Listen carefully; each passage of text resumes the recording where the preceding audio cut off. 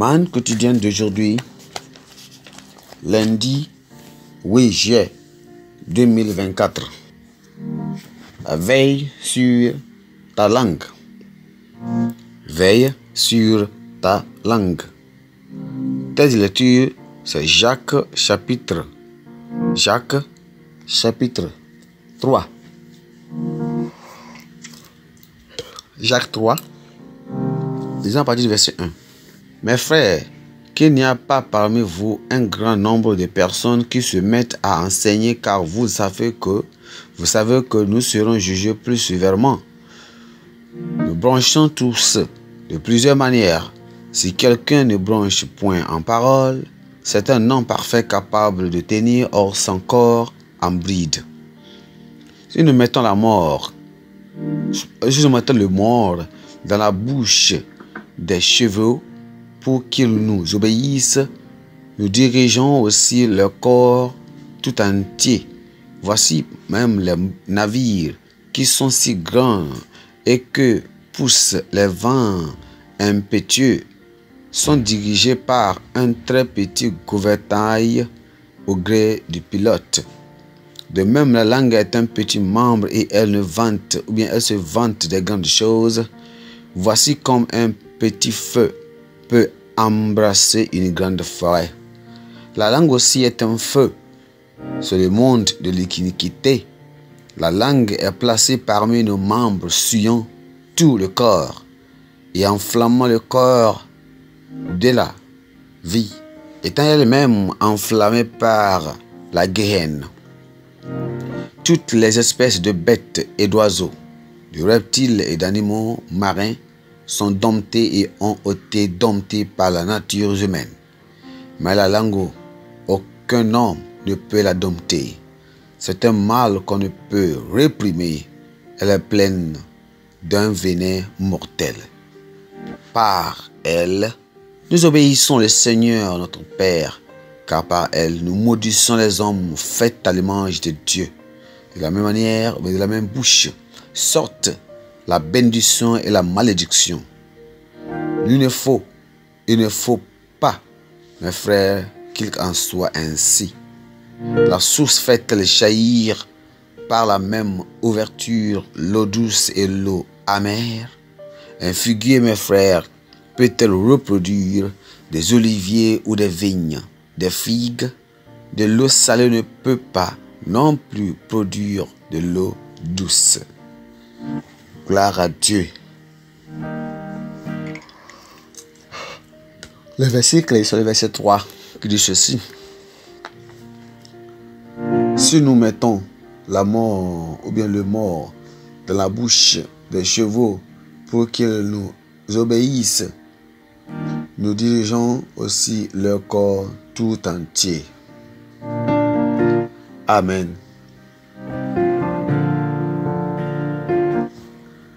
Kondraty Relève a été condamné à la pendaison pour avoir participé à un soulèvement raté contre le tsar russe Nicolas Ier en décembre 1825. Mais la corde céda et Élie Maîtri s'écroula, se releva et déclara: en russe, ils ne savent rien faire de bon, pas même fabriquer une corde.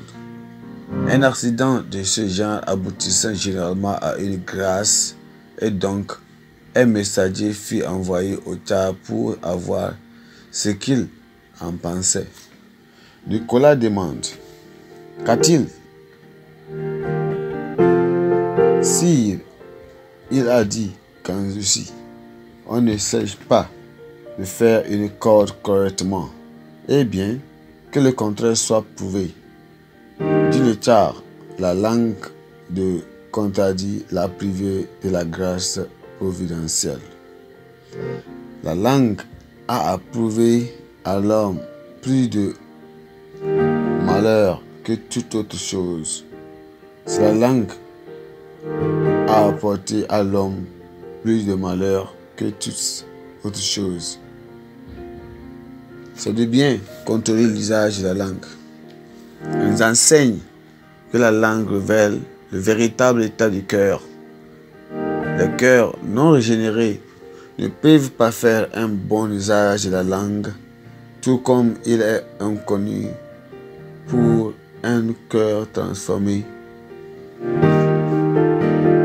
de déverser des paroles malsaines avec la langue.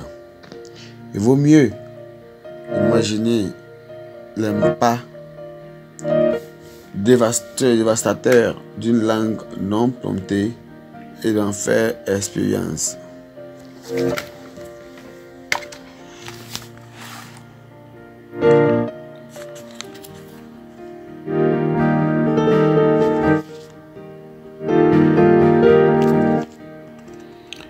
De nombreuses vies ont été détruites, des mariages anéantis, sociétés, des blessures infligées, des corps mutilés, des promotions refusées, des paroles dures méchantes, immorales, diffamatoires, insultantes, mensongères, fausses, méchantes, malveillantes, envieuses, lascivives, blasphématoires, l'avison de faux enseignements, etc. Prononcées par des langues non brisées ont largement contribué à embrasser. C'est la langue qui révèle facilement la qualité d'une vie chrétienne. Elle révèle si un chrétien est patient, doux, endurant, tolérant, humble et ne se vante pas. Ne regarde pas rapidement, n'est pas jaloux, n'est pas grossier, n'est pas provoqué et ne pense pas au mal. C'est pourquoi la langue sera l'un des critères du jugement futur au dernier jour. Personne ne peut briser même la langue sans la grâce. Constamment prier pour comme l'a dit, même sur le plan surnaturel et transformant du cœur. Alors, les chrétiens doivent constamment prier prier comme le psalmiste David. Il dit: Éternel, mets une grande à ma bouche. Et là, veille sur la porte de mes lèvres.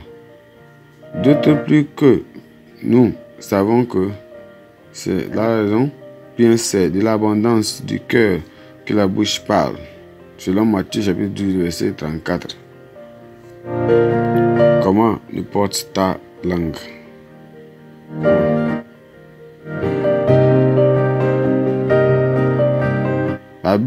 La pensée du jour. Votre langue a un pouvoir de vie et de mort. Utilisez-la avec sagesse. Votre langue a un pouvoir de vie et de sagesse. Utilisez-la avec sagesse. La Bible a un nom. Genèse chapitre 24 à 25.